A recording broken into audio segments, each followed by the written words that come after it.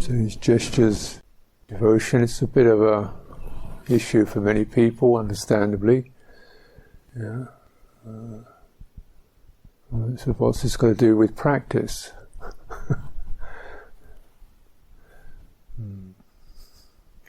Well,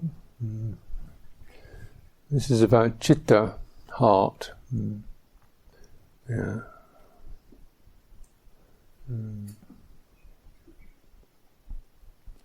Opening heart, giving heart, heart that's touched by beauty, by generosity, by beauty of the human spirit. Heart that's touched by those who look after us and guide us.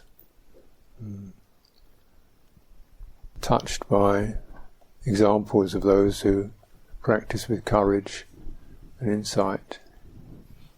Heart that's touched by teachings that go straight to the point, personally available, directly accessible, to be revealed authentically by oneself. It's a tremendous giving the heart back to the true, the good, the beautiful, rather than being in the command of the personality, its obligation, other people want, got to. And one of the features, one of the challenges of devotional practice, of course, is think, I'm supposed to do this. No, that's not it. No, you're not supposed to do anything. That's the wrong tone. That's not beautiful. I shouldn't operate like that. I'm supposed to believe it. No, you're not supposed to believe in anything. That's not what it's about. And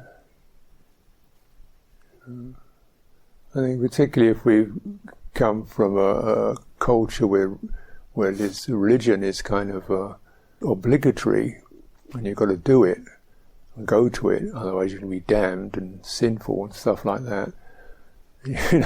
You come to this and think, oh, here we go again. The same thing. No, not the same thing. I'm not saying you can't practice Christianity from a devotional point of view. I'm not saying you can't do that, but for many people it's an obligatory point of view, rather than devotional. You're supposed to believe in these images. No, you're not believing them. It's just images. But you can be touched by the presence, the suggestion of truth, of virtue, of compassion. So these images are there to just catalyze your internal imagery. Maybe we don't have a very strong imagery internally. These aren't pictures.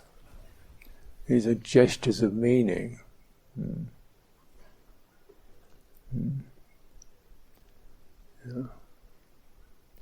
And why this is a dynamic practice, because you have to really experience, you have to kind of do it when you're ready, to the degree to which you're ready. It's not obligatory. It's not supposed to. This is about blind conformity. But it's saying, well, okay, certain things come into it. For a start, there's a subtle body effect, which is, drawing the body upright and open the chest is pretty good. That's much nicer than being crunched up and huddled, tense. So it's that effect. Taking some long breaths and using sound. The sound coming through the throat has an effect on the subtle body. And when we talk, it's not the same thing, because talking is mostly just happening through the head and throat, but when the whole body resonates with the sound, it's a different effect. It's why we chant. We don't say it, we chant it. Because all the fascia tissues wrapped around the muscles and the sinews, also getting that sort of little, frisson, shimmering of resonances. Oh, there you go. That's kind of nice. Just making sound, opening the throat, making sound. And then pure sound. English language is a very twisted kind of sounds, but when you use Pali, you use a very pure sound, like the round O and R and E. It's kind of getting the straightness, the simplicity, and the fullness of the sound. Yeah, that's got a nice effect too. Yeah. So that subtle body experience. Then we use visual images like gentle light. We generally have a subdued light with candles. It's a gentle light, subtle fragrance. Everything about gentleness and subtleness, flowers. Yeah, they're conjuring up the meaning of beauty. Right? The meaning of beauty. It's kind of clean and pure and bright and non-brutal, non-invasive. It's subtle. Letting the heart take this in.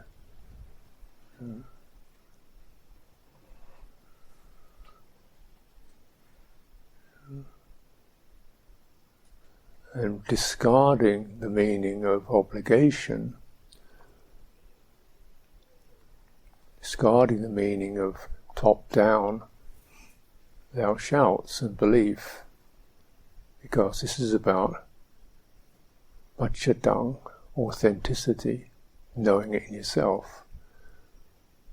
Yourself? Well, okay, knowing it in your body, knowing it in your heart, experiencing it there, resonance, brightness. And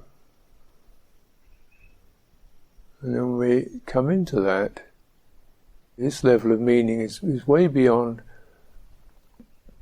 my personality life, which is about getting things done and sorting something out and deciding what I'm going to do today.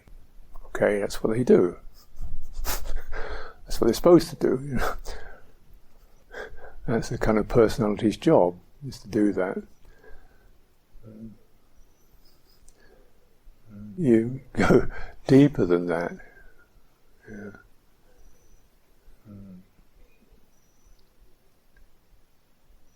My personality is not a devotional personality. It's not designed for that. It's designed to be, get things done, be friendly, whatever, But it's not designed for this stuff. So you have to kind of like, okay, let's take it easy now. Put that to one side, just listen to sound, sights. Consider deeply, something bigger than my personality. My personality, which I generally follow, has been unable to get me out of suffering.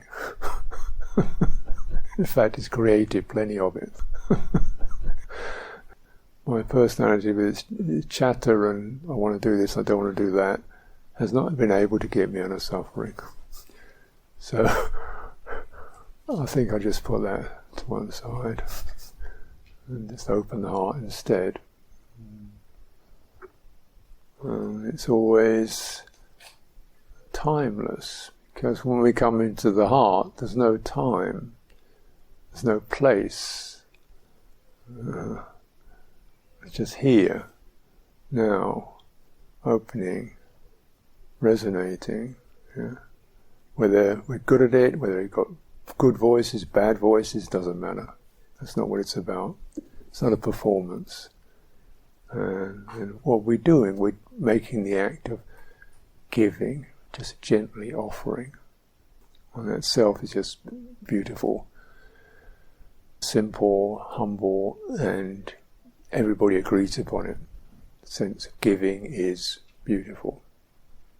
Okay, what can you give? Just give the sound, give the heart. What to? Give it to itself. instead of giving it to the personality to squabble about, give it to its resonance, give it to its beauty, give it to its spaciousness, its openness, give it to that. So really when we're doing puja, we're actually giving ourselves back to ourselves. And out of the clutch of time constraints and personal issues. This is why when you practice it, you get it. You're training it, you get it. Oh yeah, this is actually where you establish your meditation practice. Not in the personality realm. You have to deal with that.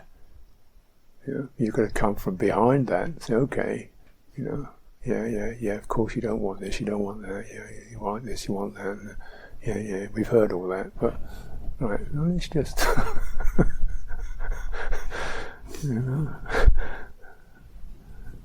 and training in it. This is called chitta satipatthana, mindfulness of chitta, which we'll talk about.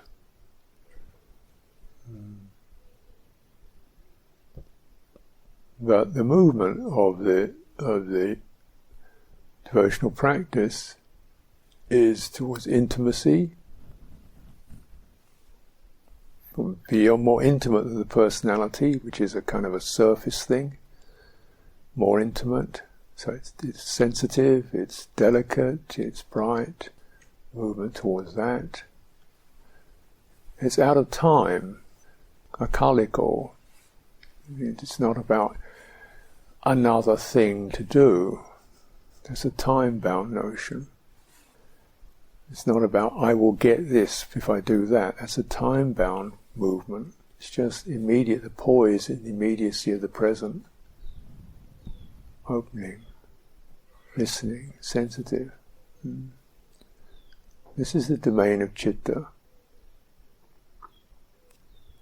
And then when the sounds disappear and go into silence, poised, open, listening to the silence, tuned to that, taking that in. And it's not a silence of nothing's happening. It's a silence of the heart is resonant and not chattering.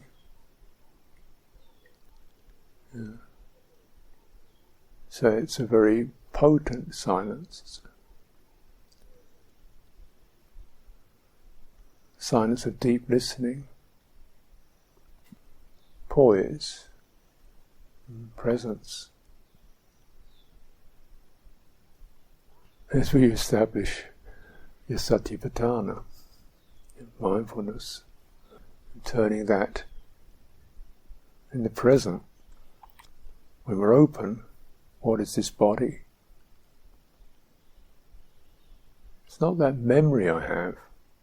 Most of us have a kind of basic, subtle photograph of the body. That's me, all right. It's not that. No, it's something exquisitely animated, like a creature. It's pulses, vibrations, and extending awareness into that, brightening, opening, listening, breathing. And we bring that online to support, give stability, give presence, give a backing to the chitta, which can be so easily rocked and shaken that we need a body to carry it in. And this is the right body, not the one you see with your eyes. This is the right body to carry your heart in, is this one. The breathing body.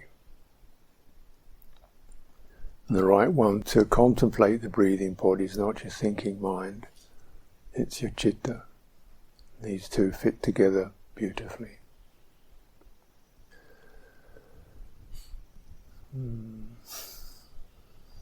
So let's continue our practice in silence, and we'll take some time for being together, standing, sitting, as suits you, as you feel is most appropriate. Experiment with that.